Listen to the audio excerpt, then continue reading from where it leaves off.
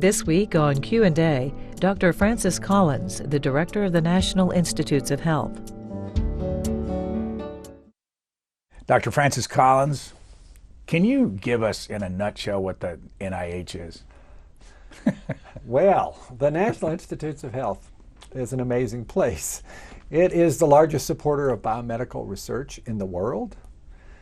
It has a budget every year, approximately $30 billion. 85% of that goes out in grants to universities in every state of this nation. When you hear about a breakthrough that's happened in cancer research or diabetes research or autism or Alzheimer's, it is very likely, if that came from a university or an institute somewhere in the U.S., that it was supported by the NIH. That's what we do. We support the best and brightest to chase after their most visionary ideas, and we think we're pretty good at it. What is the director's influence on 27 different institutes and centers, and how do you influence what goes on? It is a very big place. NIH has these 27 institutes and centers. They're various disease or organ system focused. There's a cancer institute, there's a diabetes institute, there's a heart, lung, and blood institute, there's an eye institute. Each of those led by remarkable world-class scientists who look across the landscape in their particular area and try to identify what is the most exciting stuff that needs to happen next in order to advance human health. My role as the NIH director is to look across the entire landscape and particularly to identify opportunities that might not be specific to one disease or one organ system but could benefit everything. New ways of doing science. Since I came out of the Genome Project as an example of one of those kinds of enterprises that now benefits everything, always sort of looking for examples like that. And that is a great and wonderful, exciting thing to be able to do, to be able to try to steer this massive ship in the direction that's going to have the greatest public benefit in the shortest time. 2 years ago, I did an interview with Christopher Hitchens, and it may be, I don't remember for sure, but it may be close to his last, and he died about a year later. I want to run this clip and get you to talk some about this. Sure. Thanks to a wonderful American, Dr. Francis Collins, who's the head of the National Institute of Health, which includes the National Cancer Institute, who did the Human Genome Project, brought it in, as you know, ahead of time and under budget. Marvelous scientific achievement. He and I have met because we're opposite sides of the religion debate. We became friends that way. He's a very convinced Christian. And we've become friendly debaters. And he's taking a very kindly interest in my case and has helped me have my genome sequenced and try and look for a more perfect, identifiable match for any mutation they can find that's peculiar to me that can be targeted by a special drug. How did you become friends? As Christopher said, we started out as debating about the topic of science and faith, and in fact, are these worldviews compatible? For me, they are.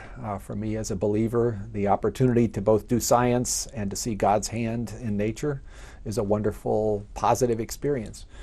Christopher obviously has taken a different view and has been very articulate in his argument on the side of atheism.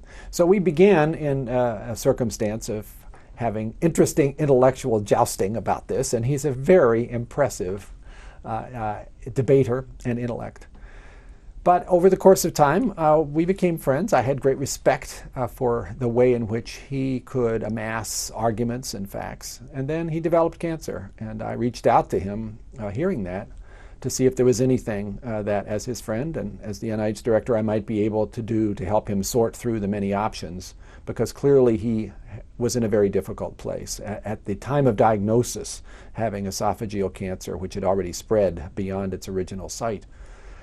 And so we met many times in his apartment to talk about philosophical issues, to talk about literature and history, but also to talk about medical issues related to his cancer. Did you ever think that you could really help him? I had hopes that we might be able to slow down what was clearly going to be a very threatening and almost certainly fatal circumstance given the far advanced nature of the disease. And I think we might potentially have slowed it down a bit. His original diagnosis seemed as though he might have only a couple months to live. He actually lived a whole year and a half. And he was a pioneer by being out there on the leading edge. Went to St. Louis to have his genome sequenced and his cancer genome sequenced to see if there was something in those cancer cells that would lead to the selection of a different therapy. And in fact, it did. Did that therapy actually specifically result in benefit? Hard to be sure. This is n=1 science, which most scientists would tell you is a difficult way to draw conclusions. But he was intensely interested in this, and it was an experience. I guess he and I sort of went together to see what we could do in his particular case. And he wrote about it brilliantly in his columns in the Vanity Fair magazine and now in a book. So I think by that mouthpiece that he had to the world, he was able to share some of the excitement about where cancer research is going. It's an amazing time right now. Go back over some of the things you said. I know that you were running the Genome Project. What does it mean? What's genome mean? Genome, yes, a word that people disagree even whether it should be genome or genome. It is all of the DNA of an organism. Oh, hold it.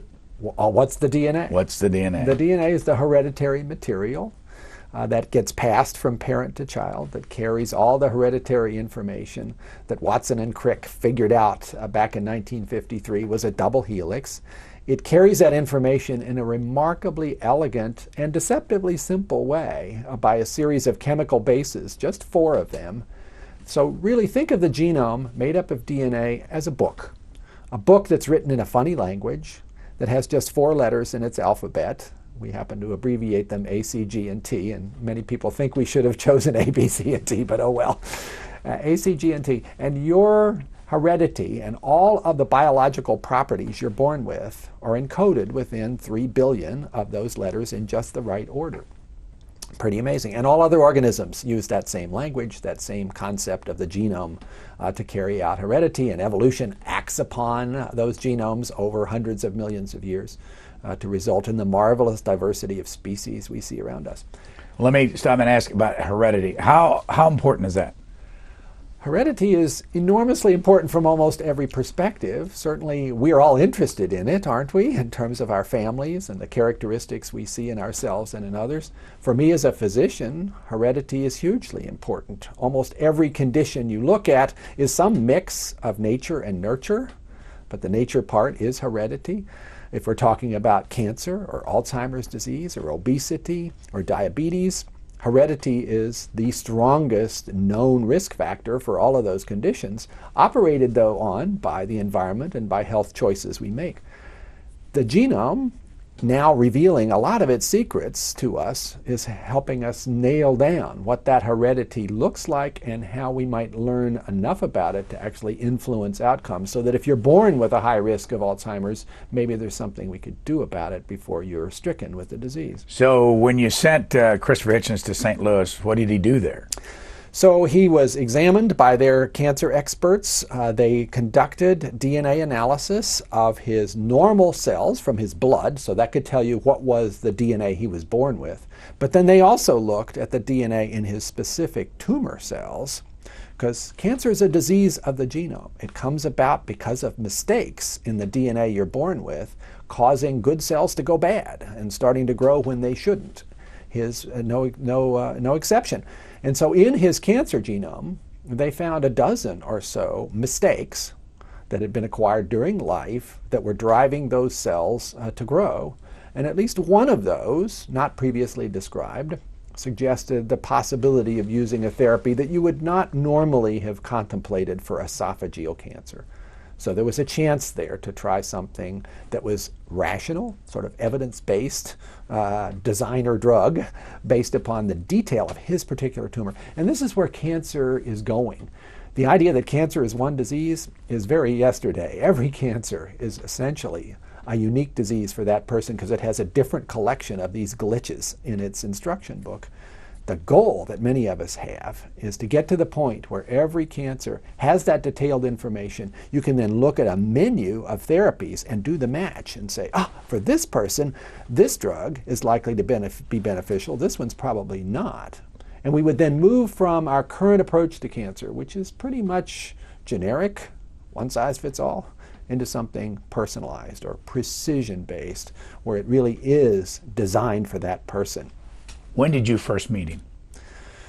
Goodness, I guess I met Christopher probably 5 or 6 years ago. He was doing a debate at Georgetown with a distinguished theologian, Alistair McGrath. I went to listen to the debate and then went to dinner with him afterwards, and we got into a fairly intense argument about whether or not the concept of right and wrong has any meaning if you don't accept the idea that there's something greater than us behind all of this. So when did you get involved in his cancer problem?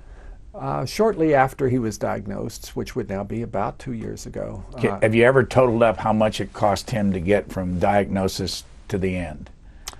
I don't know. And did the NIH pay for that? He enrolled as a participant in a clinical trial, as others did as well. We had no special treatment for Christopher, but if he was interested in a trial and wanted to sign up, he was able to do so. What does that mean when you enroll in a trial? So, very important question.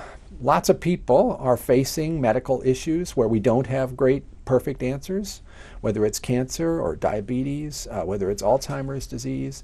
And we at NIH run hundreds, in fact thousands, of clinical trials where you're testing out some new experimental therapy. You don't know for sure whether it's going to work. The only way you ever find out is to do this in a careful, rigorously observed fashion. People who are interested in that go to a website called clinicaltrials.gov, where they can go and see what's available for their condition, where is the study being done, what are the conditions that you would have to match in order to be enrolled in that trial. And if they're interested, they sign up. They go through an extensive process of informed consent to know what they're getting into, what the benefits and the risks are, and they decide whether to participate. And that's how we make advances in medical research, is by a partnership between patients who are willing to enroll in these trials and investigators who have new ideas about how to cure disease. I want to show you some statistics that come out of the CDC down in Atlanta. Now, do you have anything to do with it? Oh, we work very closely with Tom Frieden and the CDC. Do they work for you? No, we are parallel. We are sister agencies within Health and Human Services, but we work closely together. This is the 2011 statistics over on the screen right there, and it shows the number of people that died in the United States, 2.4 million, and the death rate. Life expectancy now is 78.7, infant mortality 6.15 live births per thousand. But this is what I really wanted to show. Heart disease, 597,000. Cancer, 474,000. Respiratory diseases, 138. Stroke, 129. Accidents, 120. There's another slide here of 83 for Alzheimer's, diabetes, 69. Nephritis, 50. Influenza and pneumonia, 50. And then suicide, 38. That number, those numbers on heart and cancer, haven't they been there forever like that? Actually, no. Those numbers are way too high. But heart disease, we have seen death from heart attack drop by 60% in the last 40 years. Those numbers would be much greater. And why is that? I will take some pride in saying NIH, by supporting research, going back to the Framingham study in Massachusetts that started now 60 years ago, basically laid out what are the risk factors for heart disease. We didn't know, and we discovered high blood pressure, cholesterol, smoking, all of those which were unknowns as far as risks emerged. Out of that came a lot of developments in public health, the development of statins, very much something that NIH research led to, and a variety of other interventions, including the ability to unclog arteries to the heart when that happens. 60% drop in deaths because of that research. Now we need to go further, and we have ideas about how to get there. Cancer, certainly, way too many people dying of this disease, but actually the death rate has been dropping about 1% each year for the last 15 years. So we are on the right part of the curve. We just want it to go down faster. And these new developments, particularly with cancer genomes, are making many of us optimistic that we could move into a very new space in terms of designer drug therapy that will be more effective than the standard approach. How much of it is diagnostic instruments and ability to see the disease before it develops too much, and how much of it is actually medicine? It's all of those, and I mean, we really need to have three things. We need to have better prevention, methods to keep people from getting cancer in the first place. And certainly here we have to work harder on how to come up with behavioral research that will encourage people not to smoke, or if they started smoking, to stop. That is the single most actionable cause of cancer that we still have not succeeded. 20% of people in this country smoke cigarettes, and that is clearly putting them at an enormous risk for cancer, for heart disease. Christopher smoked a lot. A lot. Is that what got him the esophageal cancer? Hard to say exactly. He was a heavy smoker. He would agree with that. He was a heavy drinker. He would agree with that. Both of those are risk factors for esophageal cancer. But his father had esophageal cancer, so heredity as well. It's the old statement about, genes load the gun, but environment pulls the trigger. He may have had both of those going at once. Now, there's a fellow that I work with here who smokes, and I chide him about smoking. And just yesterday, he sent me a link to a woman who's 100 years old and has smoked all of her life, as if to say to me, "It's none of your business. I'm going to live to be 100." How much do you know for sure that somebody who smokes, or that that smoking will definitely cause cancer?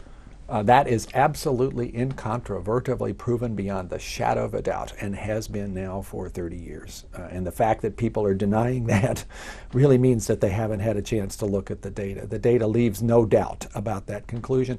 There are a recent pair of papers in the New England Journal of Medicine that looked at what smokers have done as far as just their overall longevity from cancer, from heart disease. Somebody who smokes lifelong, on the average, has lost 10 years of life. 10 years. Every single one of them? On the average. Again, this is an epidemiological statement. If you smoke but you stop at age 30, you get most of that back. If you stop at age 40, you still get maybe 8 of those years back. So people who are listening to this who are smoking and haven't yet sort of gone through their whole life that way, there's a lot of opportunity to turn this around. It's not like, oh, well, I'm a smoker, I'm doomed anyway. Not true. But you have to figure out how to take advantage of the many ways that are now available to help you stop. NIH has many of those. You can go to our website and read about programs that are proven to be successful for something's very tough. I mean, nicotine is addictive. It's not like this is just people who aren't, showing any willpower. It's really hard once you've been a long-term smoker to quit. Did you ever smoke? I never have. My mom smoked for all of her life and smoked a pack a day, and then she quit. And then 2 years later, she got lung cancer, and she said to me, "I didn't get lung cancer because I smoked, because I quit." Well, cancer grows slowly. When somebody has a diagnosis of cancer, that cancer probably started 6, 8, 10 years earlier. But it takes that long for that one cell that has acquired the ability to grow to reach enough of a mass that you can detect it. So I'm sure her cancer started a lot more than 2 years earlier. There's several sides of Dr. Francis Collins, and one of them is we have some footage here of you at a graduation at the University of Michigan back in 2007. Were you giving the graduation address? I was. Okay, let's look at Dr. Collins back in 2007. So this is a song which you will recognize the tune and probably after today never again want to hear it. And I gotta tell you, this is a rush playing my guitar in Chrysler Arena. Whoa! Will somebody please lock the doors? I don't want this to slip away. So this is a song for you of the student experience right here in Ann Arbor. Except for the last verse, which is for me as a genetics professor. So here we go. I came, I bought the books, lived in the dorms, followed directions. I worked, I studied hard, made lots of friends that had connections. I crammed, they gave me grades, and may I say, not in a fair way, but much more than this, I did it their way. Now, why did you do that? Oh, goodness. I grew up in a musical family. And music has always been, for me, a nice sort of break from the seriousness of life, whether it's a joyful song or a silly song or even a sad song. It's a way to use another part of your brain and relate to people. And as a medical school professor at the University of Michigan, I also discovered that medical students are not so easy sometimes to keep interested, and it helps to have something a little surprising. So that song originally was one I would sing for the medical students when it seemed like they were starting to read their newspapers or go to sleep or maybe just not show up for class at all. You were homeschooled for how long? Until the 6th grade. Who schooled you during those years? My mother, a remarkable woman who had a master's degree from Yale, which is where she met my father when he was getting his PhD, and she was unusual in being in graduate school at Yale in the 1930s. She decided that her 4 sons, I'm the youngest of those 4, would be better served by her educational methods than by various public schools as the family traveled around between North Carolina and Long Island and Virginia. And I think she was right. She was remarkably gifted in providing that spark that you really want to see education represent, of the love of learning. And I learned to love learning because of the way she introduced me to topics. It was very chaotic, I must say. What was a day like? Oh, it was totally unpredictable. There was no lesson plan. There were certainly no curriculum standards. My mother would basically say, okay, what's interesting today? And some days it would be mathematics, and we might do only mathematics for 3 days in a row because it was interesting. And then it would sort of get tiresome, and she would say, well, let's talk about history. Here, let's read this. Let's talk about what the significance of that event was. She was a playwright. She also was very interested in languages. We did a lot of sort of studying of languages, and she would say, okay, here's a word. Do you think that's derived from Greek or Old French or Latin? And after a while, I got pretty good at that. And then we'd go to the unabridged dictionary and look it up and see what the answer was. Where was this? This was on a small farm in the Shenandoah Valley of Virginia. My dad, at that point, was teaching at the local college, Mary Baldwin. He was teaching drama. But he and my mother really liked a simpler life, so they bought this farm in the late 1940s. And tried to kind of live off the land. That didn't work so well, so it was a good thing he had a day job at the college. So I grew up on this farm. It was hard work in the summertime, trying to manage all of the livestock and the crops and everything. But it was a great way to grow up. Had your brothers been homeschooled? Yes, all 4 of us. What happened to the other 3? They turned out okay. My oldest brother got a PhD in Russian. Taught for a while, ended up getting tired of that, and is now a realtor. Next brother is a businessman. The brother closest to me is the assistant headmaster of the collegiate school in Richmond, Virginia. At what point did you get interested in chemistry or biology? It took a little while. I had a little bit of interest in science, so I was one of those kids who was glad to have a chemistry set and to try to blow stuff up, because that's what most boys do with their chemistry sets, I'm gathering. But it was a dabbling thing. It was really 10th grade. By that time, I went to public school. We had moved in town. My grandmother, whose house was there, had a stroke, and we moved to stay with her. Stanton, Virginia? Stanton, Virginia. And my mother decided she'd kind of done enough of this homeschooling. And the youngest boys, well, they'll be all right. And it was a great mix, because I had her sort of foundation of loving learning. But then for science, I had, in this public school in Stanton, Virginia, a teacher, John House, who taught chemistry, who absolutely inspired me to see what science was about and led me to believe that's what I want to do. Our first class, he gave each of us a sealed black box. There was something inside it, but we didn't know what it was. And he asked us to think of all the experiments that you could do to try to discover what's inside that box without actually opening it. It's a perfect metaphor for what science is all about. And I had never sort of been challenged that way. All of my classes that had sort of dabbled a little bit in science, they were sort of memorizing stuff and descriptive parts of the crayfish, and I wasn't so interested in that. But this was, use your brain. It's a detective story. There's an answer. Wow, that sounds like what I want to do. So I decided right then and there, I want to be a chemist. How long were you an atheist, and why? Well, I grew up in a home where faith was not considered important. It wasn't denigrated. It wasn't just considered all that relevant. And so as I got more interested in science, majored in chemistry in college, went off to graduate school in physical chemistry, studying quantum mechanics, I became more and more of a reductionist, where anything that matters can be reduced to simple physics and chemistry principles. And what's the need for God there? And surrounded as I was in that community, that was sort of the standard model that most people took anyway. So that by the time I was a second-year graduate student, I was an atheist. I didn't see any need for God. And those who expressed that interest, I really didn't think it was worth even talking about. But then something happened.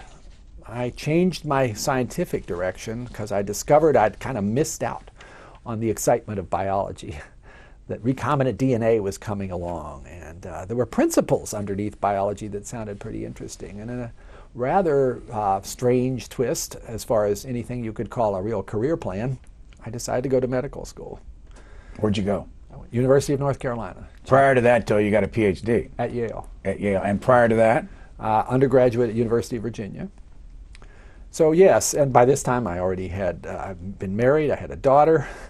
This was a lot of things to sort of pack into a few years, and then to go to medical school. But I landed in Chapel Hill, which was a wonderful place to learn medicine, and embraced that science immediately as sort of what I've always been looking for. And the part of medicine that particularly appealed to me, maybe because of my attraction to mathematics, was DNA, the genetics that underlies human biology. So I became very attracted to that even as a first-year medical student. Back in 2006, you spoke at Politics and Prose bookstore here in town about a book that you'd written. Let's listen in on what you had to say. Well, here's how it works for me.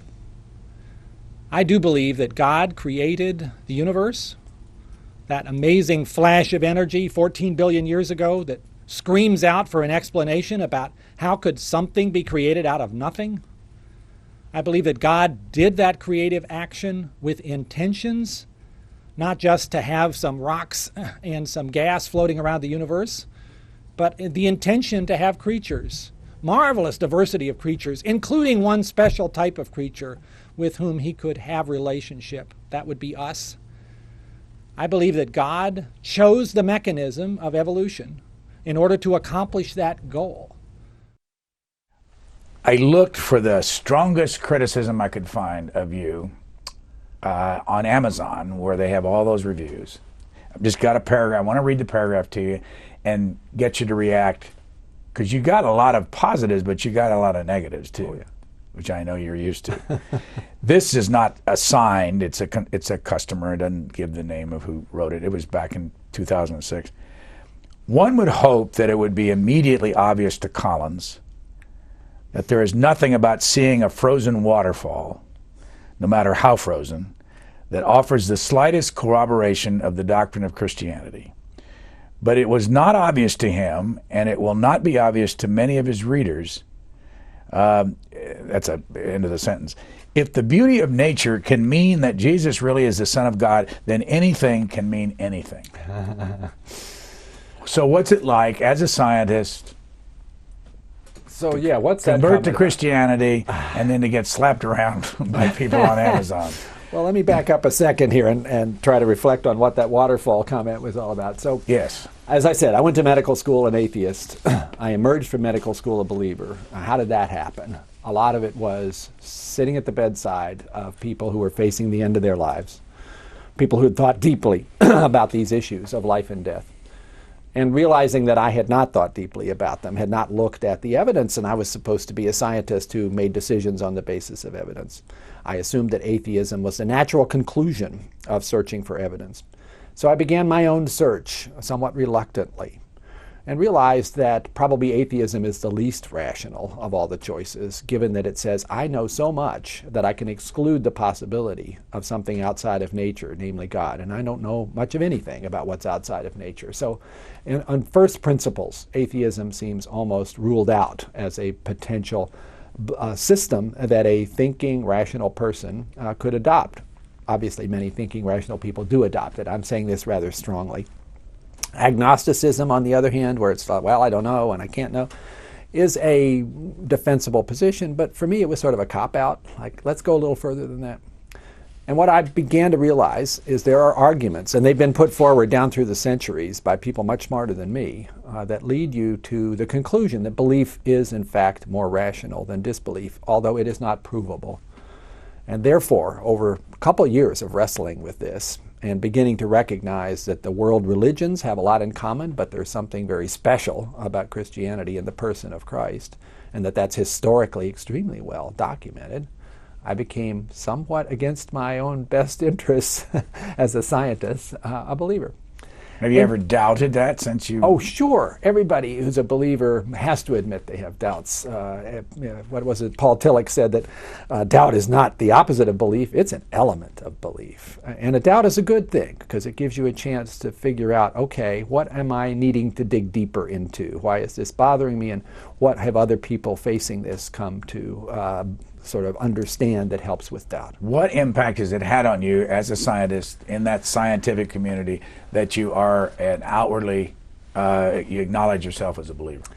I'm not that different. 40% of working scientists, recent polls would say, believe in a personal God to whom one may pray in expectation of an answer. That's not just an hypothetical deist kind of God, that's a theist kind of perspective. But scientists generally don't talk about it. What I have done that's perhaps a little differently is to write a book and to speak about this because of a desire to particularly help those who are wrestling with the issues to see that there are ways to approach this. The comment from the reviewer about the waterfall is an easy one, I guess, for people to sort of say, oh, he's being irrational. That was simply my own story of the moment when I decided to take the leap into faith. How'd that go? It was influenced by a particularly beautiful scene in nature, but I'd be the first to say that in no way proves that there's a creator behind it who has an intelligence and a mind. But it was a moment of sort of having all the distractions that get in our way of thinking about what really matters sort of stripped away. And so for me, that was the conversion opportunity. Where was it? Oh, that was in the Cascade Mountains in the Northwest. Who were you with? I was there with a friend. We were on our way to a genetics meeting, and we took an extra day to explore, hike in the Cascades, which I'd never been to, and it was beautiful. Did the friend know you were having a conversion moment? He had no idea.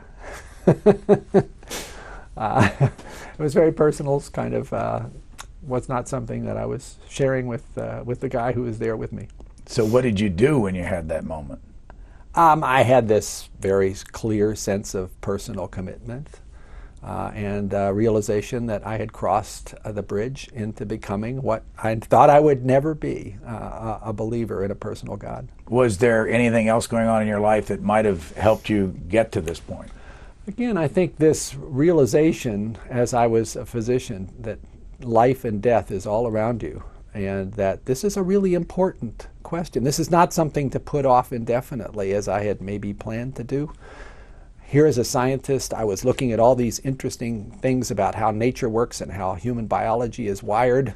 But what is a more important question than, is there a God?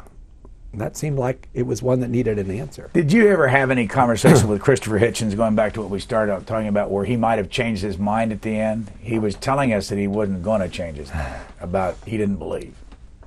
I made no effort to convert Christopher Hitchens at the end. I thought that would be not respectful of the situation that he was in. Here was I trying to serve in part as a physician to somebody who had cancer. It would be inappropriate, I think, to use that moment to try to impose my perspective on his. We had interesting jousting back and forth about our perspectives, much of it rather humorous. How long, how close to his death were you able to talk to him? I was seeing him quite a lot until the last 3 months when he went to Texas to do this proton beam therapy and never got well enough to come back. So in those intervals, I didn't see him much. Let's go back to NIH. How big is the campus? It's an amazing place. It's about 320 acres up there in Bethesda, Maryland. On that campus, there are about 17,000 people, amazing people. About 5,000 or 6,000 of them have doctoral degrees. And they are experts in almost everything you can think of, from every aspect of basic science to clinical research. We also have on that campus the largest research hospital in the world. 240 beds, and the people in those in that hospital are all there because they're part of a clinical trial for some new approach to understand a disease that we currently don't have a good answer for. But again, while that's an amazing place, a minority, the funds that the NIH is responsible for, get spent there. The vast majority, 85%, go out in our grants to the best and brightest investigators at Stanford or University of Illinois or Massachusetts General Hospital, or all over the country where those visionary things are happening. And we're on this remarkable pace right now of accelerating knowledge about how life works and how disease occurs. It's really a remarkable moment to be doing research. But on a given year, that's like $26 billion. How do you control it? How do you know that people aren't ripping you off? And there have got to be people that have not, gotten this money and not done anything with it. Well, our system is pretty rigid and rigorous. Not rigid, but rigorous. If you want money from the NIH, you have to write up a grant proposal putting forward what you plan to do for the next 3 to 5 years and defending that that would be useful and that it's possible you might actually be able to do it. You send that grant in. It is then reviewed by a panel of experts in your field in the most rigorous peer review system in the world. And they then look at a whole bunch of grants that came in that cycle and they score them. They give them a priority. At this point, we only fund about 1 out of 6. So if you come with an idea that's not very well baked, you are not going to get dollars.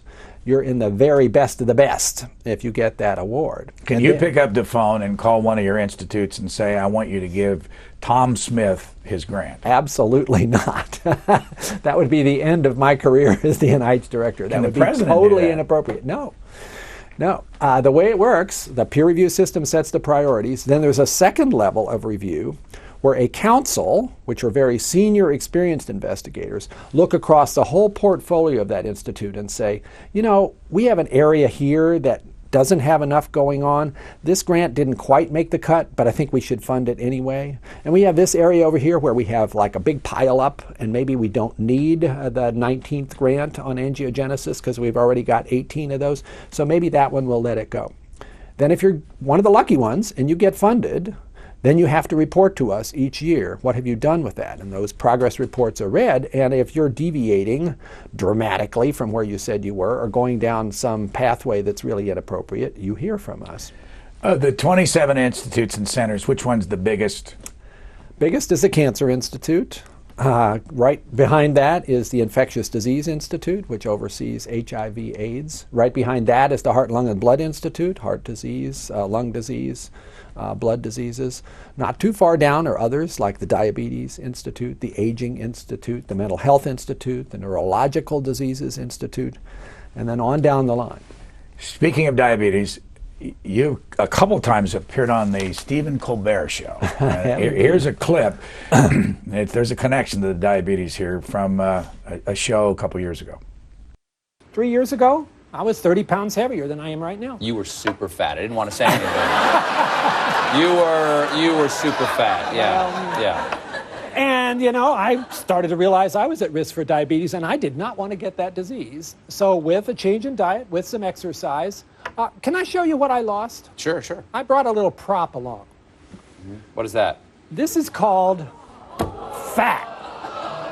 Isn't that lovely? And that's just 5 pounds fat. I lost 6 of those. You lost 30 pounds? Yeah. That looks delicious.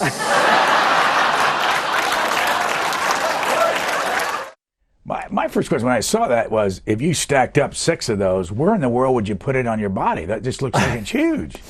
Bodies are pretty good at packing this stuff away so that it is not obviously in one lump. It's all over you. And that's one of the sort of things, I guess, that makes us shocked when we realize how much gaining a little weight is really packing in. It's impressive. That's why I brought that particular show and tell. Why did you go on there in the first place? Because that he often skewers people. That's part of his act. Oh, really? I've heard that. Yeah. Well, part of my job is to be an educator about medical issues, about human health, and Colbert reaches an audience that probably wouldn't be watching a lot of the other things that NIH is using as far as sort of public interest messages. And Colbert kind of likes to bring scientists on because I think he is sort of got an inner geek himself. So it was a great chance to talk about our national epidemic of obesity, which is resulting in a national epidemic of diabetes. This came along right at the point that HBO was doing its special on obesity, which was a very powerful 4-part series that we at NIH had a big role in helping produce. So it was trying to raise the national consciousness through the Colbert channel, giving it the Colbert bump. From all appearances, and this is a shallow statement I'm about to make, it doesn't look like this nation's getting any thinner. It is not, although you can look at some examples where some progress is being made and learn from those. And I'm particularly interested in some cities, for instance, Philadelphia, where mayors have decided that this is an issue for their community. And if we're really going to make inroads here, we have to look at this as a community issue and not just blame the individuals who are struggling with their weight. And that means thinking about providing safe places for people to exercise, bike lanes, thinking about the food deserts and what to do about them, better efforts to do something about school lunches, which oftentimes have not been particularly ideal for the nutrition our kids need. And a lot of the problems that worry us most is obesity in children. All of those things in many ways are local issues that communities can deal with. We can't solve our obesity problem by any single thing, and we can't do it simply by education of people what they should eat or changing national policies. It's got to be everything. Why is this such a heavy nation? It's a combination of things you can see has been growing on us, literally, over the course of the last 30 to 40 years. Some of it is the sort of addiction to screen time instead of outdoor time, which has greatly reduced burning of calories. Some of it is that food has become very calorie rich and very cheap. Some of it is the things that we put in our mouths that are really empty calories, sugary drinks, for instance, soft drinks, which give you basically no nutritive value and don't even suppress your appetite. That is a big issue that has grown over time. What do you think of what the mayor of New York is doing? I think the mayor is conducting some very useful experiments to see whether it is possible with government policies to try to encourage public health changes that are going to be better for our nation and save us in terms of health care costs. He gets accused, of course, of being heavy-handed and conducting a nanny state. But, you know, if we're serious, if obesity is threatening to make this the first generation where our kids don't live as long as we do, seems like there's a responsibility How there. tall are you? 6'4". How much did you weigh when you started your diet? 213 pounds. Are you still 30 pounds less? I still am. And where did you get your weight that you had to lose it?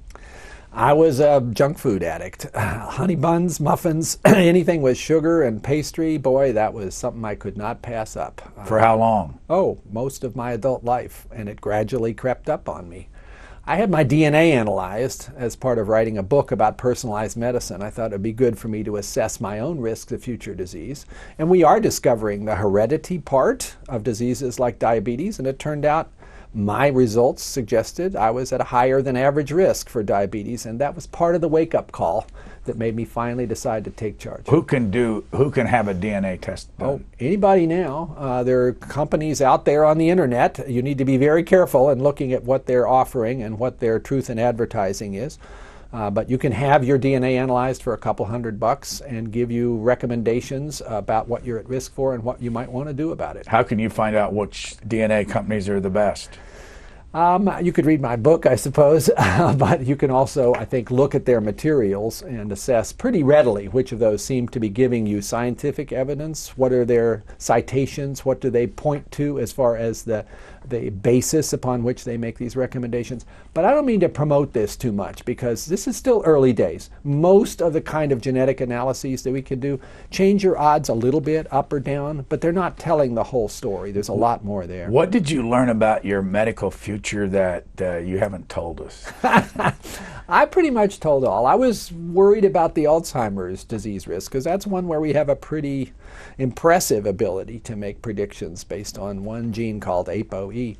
And I was a little reluctant at first about whether I wanted to even know that one, because right now, if you're at high risk for Alzheimer's, there's nothing we can offer to reduce that. I ultimately decided to look, and it was okay. So I'm glad about that. I had some increased risks of prostate cancer, for instance, certainly of diabetes. I had reduced risks of some other things. I was glad about that, too.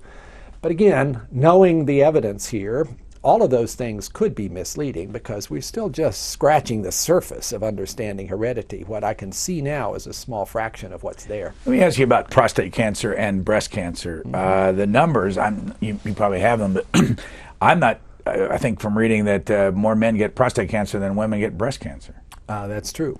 Why do we not see the pink ribbons for prostate cancer? And we see all of this attention on breast cancer?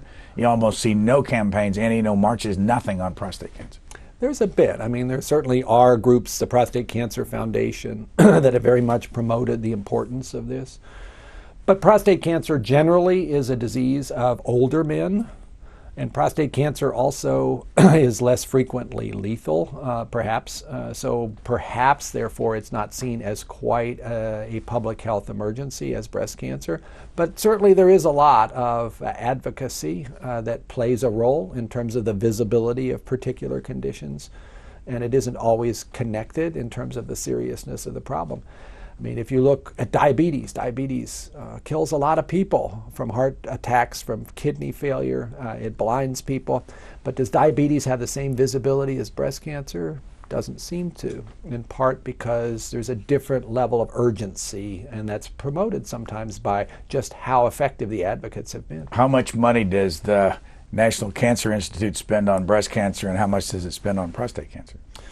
I don't know the numbers. It's a lot. The National Cancer Institute breast a lot more than prostate? I bet they're fairly close. And you know what? This is also something that's important in terms of how we allocate funds. What we're learning about cancer is that probably our designation of cancers by the organ in which they arose is not very helpful. What really matters is which genes are activated. So if somebody's studying breast cancer, they might make a discovery that was actually more useful for prostate cancer than for breast. We should think about cancer research in a different way now and not try to parse it out into particular tissues of origin. As the head of the National Institutes of Health, do you appoint the heads of the National Cancer Institute and all the other institutes and centers? They're appointed by the Secretary of Health and Human Services, Kathleen Sebelius, but I have a very heavy role in making a recommendation, and I do so generally by organizing a search committee of the best and brightest people in that field and trying to identify the perfect person, having go through all that vetting, and then make a recommendation to the Secretary. It's not easy to recruit people to come and run institutes at NIH. We can't pay them in probably more than about a quarter of what their market value would be. What's the top salary for any institute head? You can barely squeeze up to $300,000 if you really, really push, but very few of our institute directors are at that level. And most of them could be college presidents or executive vice deans of medical centers and get paid 3 or 4 times that. Why were you picked to do the Human Genome Project? I wondered that at the time myself. Who picked you? Bernadine Healy, who was the NIH director in 1993. Who died of cancer? Who died of cancer, brain tumor. She was the one who reached out to me very early in the course of the Human Genome Project. It had started in 1990. The first director was none other than James Watson of Watson and Crick. He and Healy tangled over a few things, and suddenly he was gone. At that time, I was at the University of Michigan. I had been engaged in hunting for genes that cause diseases, and my lab had found the gene for cystic fibrosis and for a disease called neurofibromatosis. And I had set up a small genome center at Michigan with NIH support, but I wasn't expecting to get the call to come to NIH and lead that effort. And I initially said no, because it didn't seem like the kind of thing I was ready to do. My mother, who I told you earlier was such a wonderful influence on me, had always said, there's one thing, Francis, you must always avoid, and that is becoming a government employee. Whatever else you do, don't do that. So I had quite a conversation with my mom about this. How long were you with that project, and how much money did you spend? So I came in 1993 and stayed until 2008. But all the goals of the Human Genome Project were actually achieved a year and a half early in 2003, about $400 million less than had been initially planned. It was what it took. So there was a $3 billion budget. We did it for 2.6 over the course of 13 years instead of 15. So federal project ahead of schedule, under budget. Not bad. So Bernadine Healy, and there may not be any politics in this, you can say, Bernadine Healy was a Republican working for a Republican president, and you were picked by her, and then Barack Obama picked you to be the head of NIH. How did that happen? I'm happy to say that even now, in this hyper-polarized environment, medical research remains one of the few things that is not partisan. And may it always be that way, because medical research is something we should all kind of value if we care about our own health and that of our families and our friends and our constituents. This is not something where Republicans and Democrats generally differ, and they don't even differ now. Back in 2009, the president, in his brief, made this announcement, and I want to ask you what happened to the money. We know that the work you do would not get done if left solely to the private sector. Some research does not lend itself to quick profit, and that's why places like the NIH were founded. And that's why my administration is making a historic commitment to research and the pursuit of discovery. And that's why today we're announcing that we've awarded $5 billion, that's with a B, in grants through the Recovery Act to conduct cutting-edge research all across America. I assume you were there in the room. What happened to the $5 billion? It went to accelerate some very exciting science that otherwise would have taken a lot longer. We've talked about cancer. Our ability now to know for 20 different cancer types exactly what is the menu of genetic mutations that can cause those cancers was greatly accelerated by part of that $5 billion. Our ability right now to say that within the next few years we may have a vaccine for influenza that works for all the strains, so you don't have to get your shot every year, you get your shot and you're covered. That was greatly accelerated by those dollars, and hundreds of other projects which otherwise would have taken a long time to go forward were stimulated by the Recovery Act. It came at a great time because from 2003 until 2008, the budget for medical research at NIH was essentially flat, which means inflation was eroding it. And so the ability of investigators to chase after visionary ideas was being gradually diminished. This tapped into a great pent-up opportunity to do visionary science, and it happened. Who made the decision on where that money would go? We had a very vigorous team across all 27 institutes working together at remarkable speed, because this all came along very quickly to try to identify what would be the best way across many different diseases and projects to spend these dollars, and I would defend every penny. How fast did you get the money out there? We did it at record time. We think we knew in February that the money was coming, and it had to be then couched in terms of new programs that were announced. Applicants had to write grants, they had to be reviewed, and most of the dollars went out the door by September. We don't have much time left, and I know you need more time to talk about this, but a couple of weeks ago, on February the 25th, you picked up the New York Times that day. There was a lead story that said connecting the neural dots. Yes. First sentence by John Markoff. In setting the nation on a course to map the active human brain, President Obama may have picked a challenge even more daunting than ending the war in Afghanistan or finding common ground with his Republican opponents. This, as we record this, it has not been announced. But I didn't see your name in this story. Are you involved? Oh, very much so. This is an exciting opportunity. This is the kind of visionary project that's right on the edge of the possible, which is what NIH should be all about. We have, after all, gotten the ability to understand the brain in certain ways, but there's huge areas that we don't really have a clue about how it works. For instance, we can record from an individual brain cell, a neuron, and see what it's doing. And we can take pictures of the brain with MRI scans or CT scans or PET scans and see the whole thing. But there's this enormous gap in between about how the circuits in the brain function in order to be able to move my hand or to look at you and process that information or to lay down a memory. We don't know how that works. With technologies yet to be invented, so a lot of this is going to be technology development, and a lot of it's going to be nanotechnology, What we aim to do is to be able to record from thousands, maybe hundreds of thousands of brain cells at the same time, and be able, therefore, to understand how these circuits work. That's the brain activity map that's being talked about. Very early days, we don't really have a scientific plan yet about milestones and timetables and costs, but it's getting to be a very exciting moment to put something together that we couldn't have thought of. The article says it's going to be harder to do that than the Human Genome Project. Do you agree? I think I would agree. The Human Genome Project had the advantage of having a clear endpoint. You're going to read out those 3 billion letters of DNA and you're going to say, we're done. And we said that in 2003. We were done. This brain map, it's hard to say when you'd complete the effort because the brain is enormously complicated, 100 trillion cells.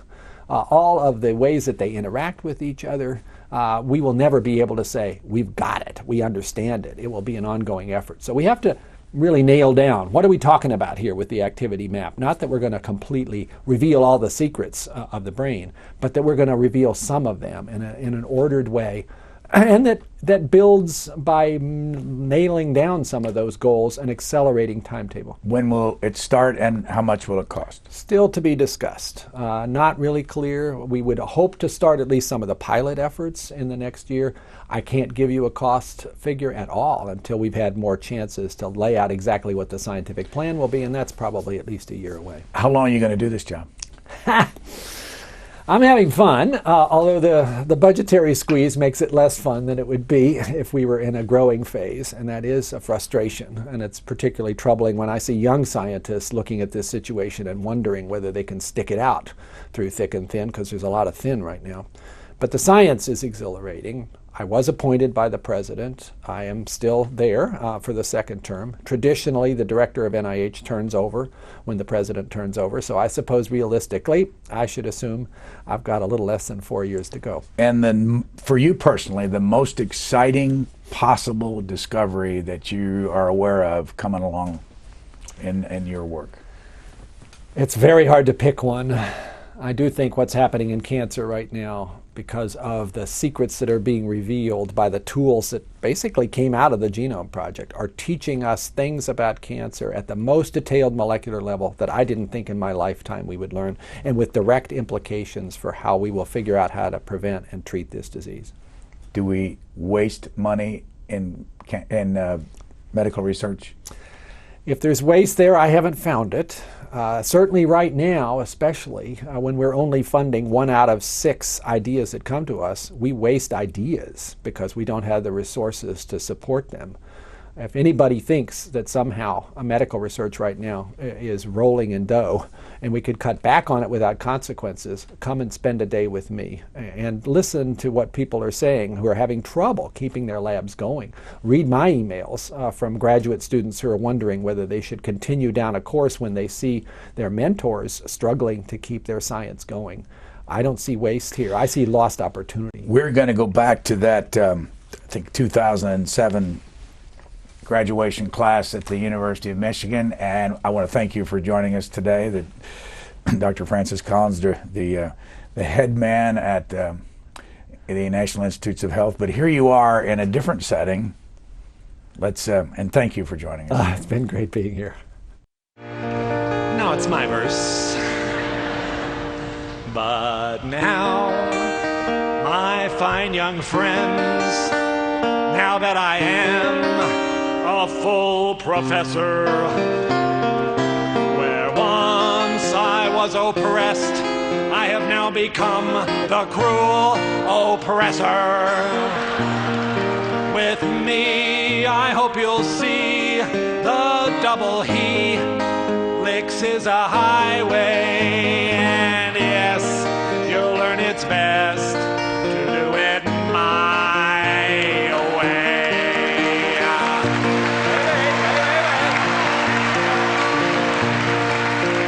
Well, I'm just a man, what can I do? Open your books, read chapter 2, and if it seems a bit routine, don't talk to me, go see the dean. You cannot fail, to the victor's hail, and go do it your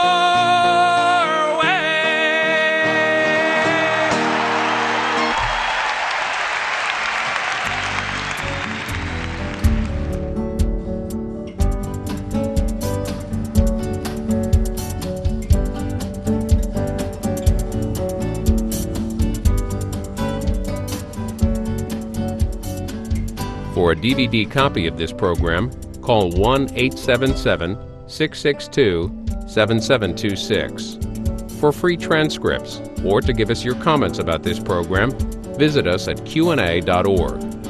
Q&A programs are also available as C-SPAN podcasts.